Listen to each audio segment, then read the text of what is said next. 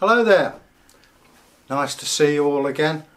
I'm Egil and I'm a runecaster, warrior, trader, storyteller, and before we get going, please remember to press the subscription bell up there in the corner and leave us a subscription or a comment. We love to hear from them. If you've got ideas of your own as well, we always like to hear from you. Today's a Norse story. That includes Norway, Denmark and Sweden, as well as England and Scotland. And it's about a dragon. Now, Bragi and I were setting out for a trip to York, or as it was called then, York. It's about 100 miles by today's standards, so you're talking about 3, 4, 5 days. And we were walking, we had a hand cart with us, and as the days passed, you have to pass the time.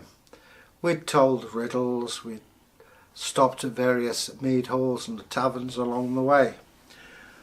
And as it was coming night time, we set up camp.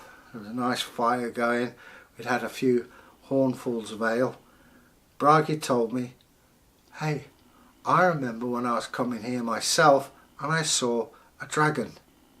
Now, dragons are part of our culture, the Norse. In fact, it's an international culture. So I said, "Okay, do tell more." And as the sky was starting to turn to night, this was summertime, all of a sudden a long, thin, black worm, huge it was, came from the sky from the east, and it blew a trail of smoke and sulphur.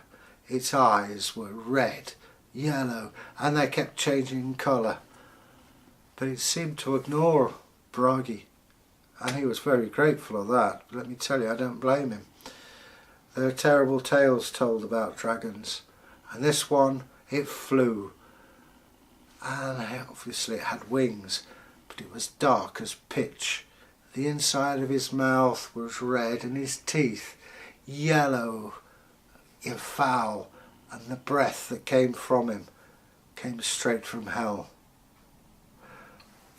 Bragi, to his credit, carried on walking towards York, and the dragon disappeared.